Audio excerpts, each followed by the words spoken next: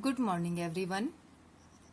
बच्चों, आपकी ये जून की समर वेकेशन कंप्लीट हो चुकी है और उम्मीद करते हैं बहुत अच्छा आपने उन छुट्टियों को एंजॉय किया होगा घर में ही, और उसके साथ साथ अपना काम भी पूरा किया होगा, क्योंकि आपको हॉलीडे होमवर्क में आपको आर्ट इंटीग्रेटेड प्रोजेक्ट मिले हुए थे, तो उनको आपने अच्छे से कंप्लीट किया होगा।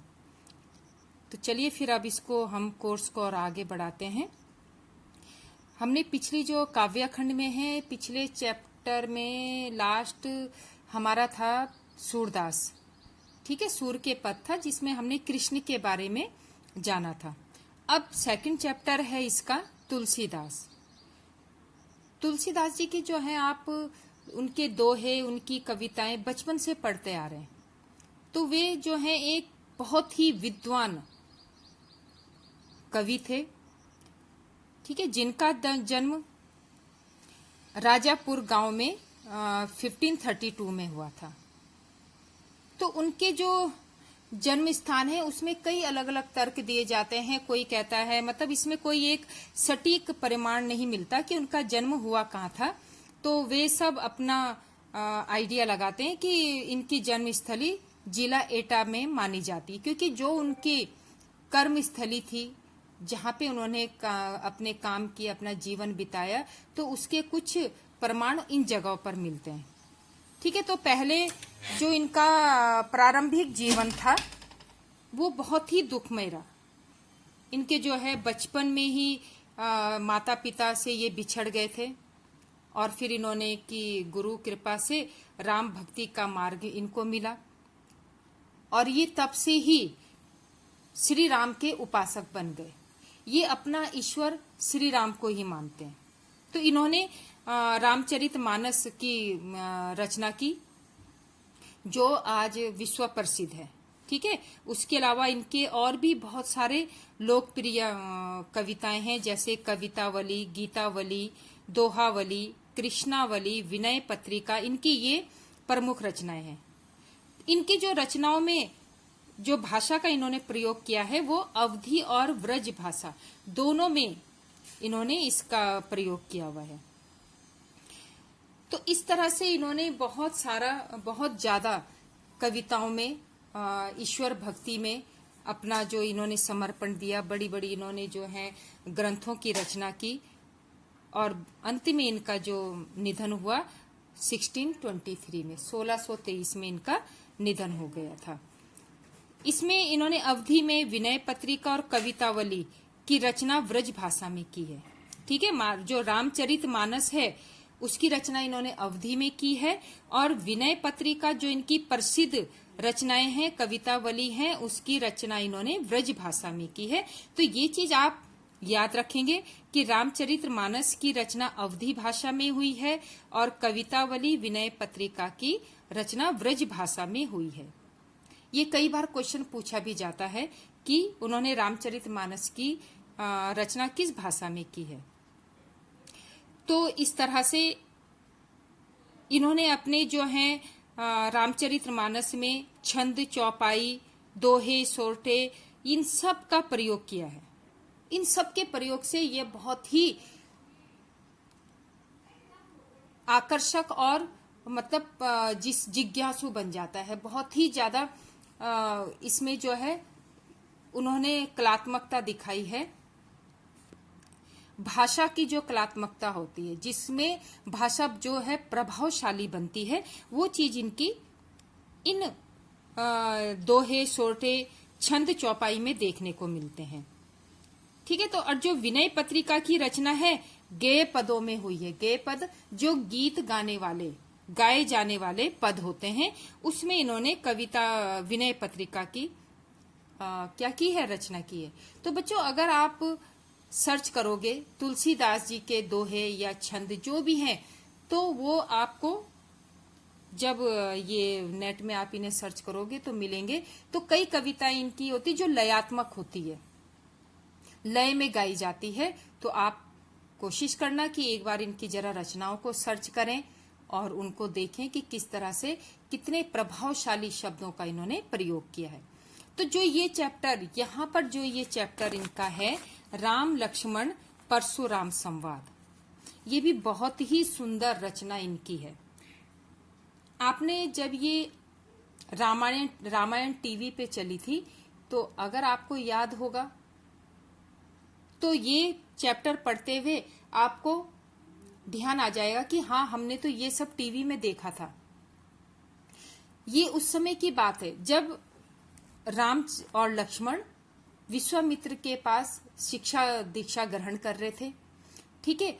और जब राजा जनक ने घोषणा की कि भाई उनके पास एक शिव धनुष है और वो शिव धनुष इतना शक्तिशाली है, इतना भारी भरकम है कि उसको कोई उठाना तो रहा दूर, उसको हिला भी नहीं सकता है। और उन्होंने एक दिन सीता को, जब सीता अपने महल में घूम रही थी, तो सीता ने क्या है उस धनुष को उठाकर किनारे रखा था। तो जनक ने देखा कि मेरी पुत्री इतनी शक्तिशाली है कि वो जिस धनुष को कोई हिला नहीं सकता है, वो उसको बहुत ही आराम से उठा के दूसरी जगह रख रही है। तो उन्होंने उसी दिन निश्चय किया कि मैं अपनी पुत्री का विवाह उसी शक्तिशाली व्यक्ति से करूंगा जो इस धनुष को उठा लेगा।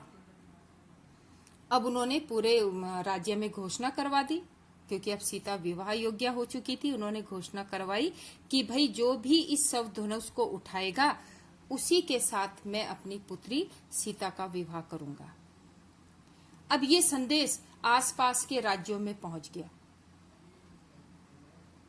पहले का समय ऐसे ही होता था, संदेश के माध्यम से, पत्रों के माध्यम से, चिट्ठियों के माध्यम से दूसरे तक संदेश दिया जाता था। तो राजा जनक के जो थे वहां पर मंत्री थे, वो सब अलग अलग जो बड़े बड़े राजा थे, उनके राजकुमारों के पास ये संदेश, राजाओं के पास संदेश ले गए कि भाई ये स्वयंवर हो रहा है और इस स्वयंवर में आप सब आमंत्रित हैं, और इस स्वयंवर की शर्त यही है कि जो शिव धनुष को उठा लेगा उसी को ये सीता अपना स्वयंवर वर चुनेगी। तो सभी को बहुत उत्सुकता थी कि अरे एक धनुष उठाने में क्या दिक्कत है, हम तो इतने बड़े बड़े महाबली हैं, शक्तिशाली हैं, तो एक धनुष क्या है। तो चलो सभी उस प्रतियोगिता में भाग लेने के लिए चले। उन्होंने कहा ठीक है, हम चलते हैं और देखते हैं कि ऐसा क्या है उस धनुष में। तो बहुत बड़े बड़े राजा महाराजा सब उस धनुष को तोड़ने की इच्छा से, उठाने की इच्छा से जनकपुरी पहुंचे। अब विश्वामित्र को भी पता चला, वे उस समय जनकपुरी के आसपास ही थे। तो उन्होंने राम लक्ष्मण को कहा कि चलो भाई तुम भी चलो, उसकी सीता स्वयंवर हो रहा है, तो तुम लोग भी चलो और अपनी शक्ति को आजमाओ। तो जो गुरु की आज्ञा हो गई वही सर्वोपरि होती थी। तो श्री राम और लक्ष्मण विश्वामित्र के साथ जनकपुरी चले गए। अब जब वे जनकपुरी गए तो उन्होंने देखा कि वहां पर एक धनुष रखा हुआ है, और उस बड़े बड़े राजा महाराजा जो बहुत ही शक्तिशाली, जिन्होंने पूरे अपने विश्व में अपने शक्ति का डंका पीटा हुआ था, वे सब बहुत उत्सुकता से उस धनुष को उठाने गए। लेकिन उठाना तो दूर, वे लोग उसको हिला भी नहीं पाए। ऐसे करते करते एक के बाद एक राजा महाराजा गए, लेकिन सब निराश होकर वापस लौट गए। अब राजा जनक को लगा कि क्या कोई भी ऐसा मेरी बेटी के योग्य वर यहाँ नहीं है, इतना शक्तिशाली कोई नहीं है कि जो इस धनुष को उठा सके। तो जब राजा जनक इस तरह के शब्द बोल रहे थे, तो श्री राम, विश्वामित्र ने श्री राम की ओर इशारा किया, और विश्वामित्र का इशारा श्री राम समझ गए और वे गए। उन्होंने धनुष को उठाया और उसमें जैसे ही तीर को चढ़ाने लगे, तब तक वो धनुष क्या है, बहुत तेजी से टूट गया। अब वो जब धनुष टूटा तो श्री राम ने बहुत आराम से उसको उठा लिया था, और जब वो धनुष टूटा तो उसकी आवाज इतनी तेज थी कि कई किलोमीटर दूर बैठे हुए परशुराम तक उसकी आवाज को सुनकर हिल गए। अब परशुराम, परशुराम कौन है? ये शिव के बहुत बड़े भक्त थे।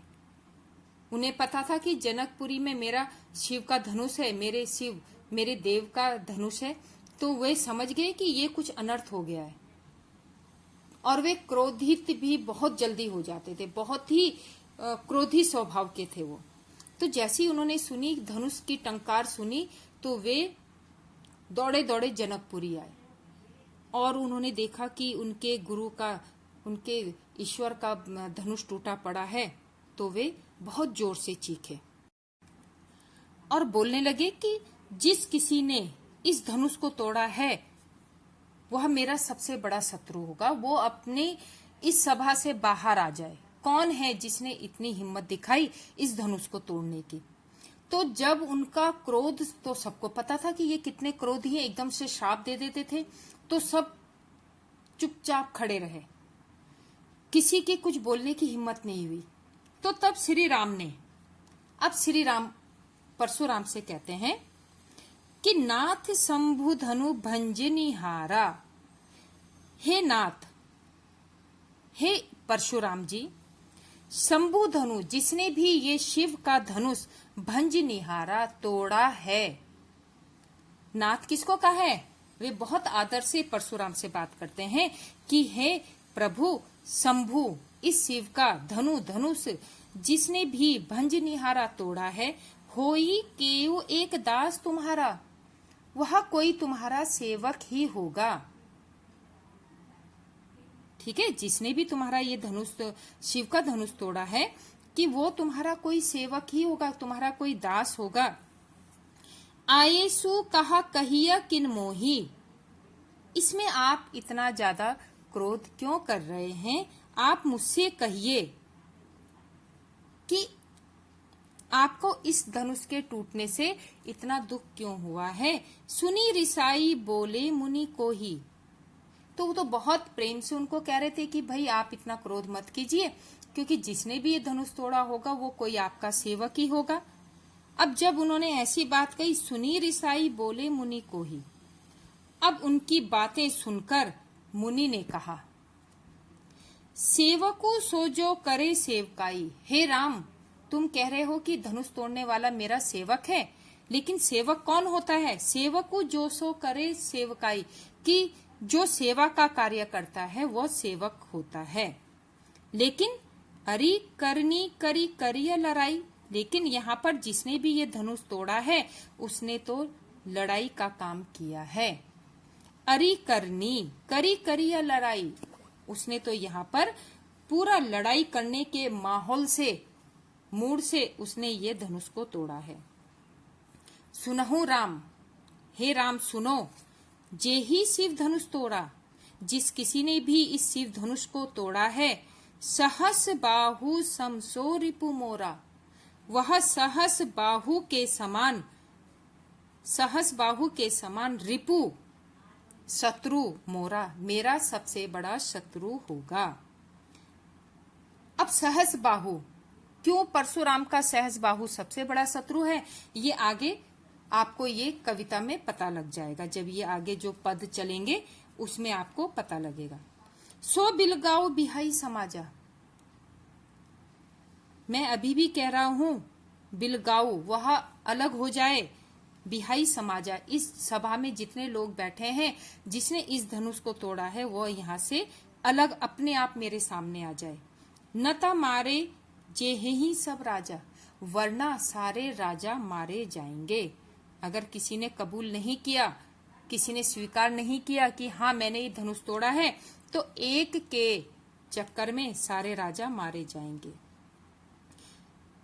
सुनी मुनि वचन लखन मुस्काने, अब जब वो क्रोध में इतना ज्यादा चीख रहे थे परशुराम, तो उनके वचन को सुनकर लक्ष्मण मुस्कुराए, बोले परशु धरहि अवमाने।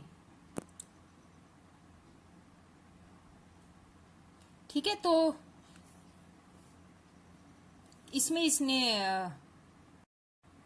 हे मुनि, आपने परशु भरसे को धारण किया है, इसलिए हमने थोड़ा अभिमान से बात की। ठीक है, बहु धनु ही तोरी लड़काई, हे मुनि, ऐसी तो हमने बहुत सी धनुइयां तोड़ी हैं। अब देखो यहाँ पर लक्ष्मण ने क्या किया है, धनुई ही बोला है। धनुई का मतलब क्या है कि मामूली धनुष, कि बहुत धनु ही तोड़ी लड़काई। हमने तो इससे पहले भी बहुत सी धनुइयां तोड़ी हैं। कभू ना असी रिस किन्ह गोसाई, लेकिन हे प्रभु आपने तो कभी इतना गुस्सा नहीं किया, रिस गुस्सा नहीं किया। एही धनु पर ममता के ही हेतु, आपका इसी धनुष से इतना प्रेम क्यों है। ठीक है, अब देखो उन्होंने उनको मामूली सा धनुष बोल दिया और कहा कि आपका इससे इतना प्रेम क्यों है। सुनी रिसाई कहा भृगुकुल केतु। सुनी रिसाई, इनकी बातें सुनकर, लक्ष्मण की बातें सुनकर क्रोधित होकर भृगुकुल केतु, किसे कहा गया है, भृगुकुल के केतु परशुराम को कहा गया है। तो लक्ष्मण की बातें सुनकर वे और क्रोधित हो गए और कहने लगे, रे नृप बालक, हे राजकुमार। नृप कहते हैं राजा, बालक उनका पुत्र। हे राजकुमार, काल बस बोलत तो ही ना संभार। तुम ये सब जो बातें कह रहे हो ना, अपने वश में नहीं हो तुम काल के वश में हो, तब तुम इस तरह से बातें कर रहे हो। तुम अपने आप को संभालो, अपने आप को संभालो। धनु ही सम त्रिपुरारी धनु, विदित सकल संसारा। विदित जानता है सकल पूरा संसार। त्रिपुरारी धनु, जिस शिव के, त्रिपुरारी का है जिस शिव के धनुष की महिमा, विदित सकल संसारा, पूरा संसार जानता है। तुम उस धनुष को धनु ही सम, मामूली धनुष कह रहे हो। ठीक है, तो ये तुम्हें शोभा नहीं देता कि इतने जो मेरे देव हैं, मेरे ईश्वर हैं, शिव जी का जो इतना महान जो धनुष है, उसकी तुलना तुमने मामूली धनुष से की है। तो इससे लगता है कि तुम अपने वश में नहीं हो, तुम काल के वश में ये बातें कर रहे हो।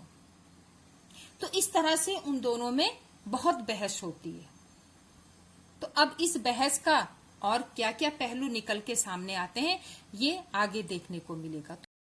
तो आप इस चैप्टर को, इस पद को अच्छी तरह से फिर एक बार से थोड़ा रिपीट करोगे और इसके शब्दों को समझने की कोशिश करोगे।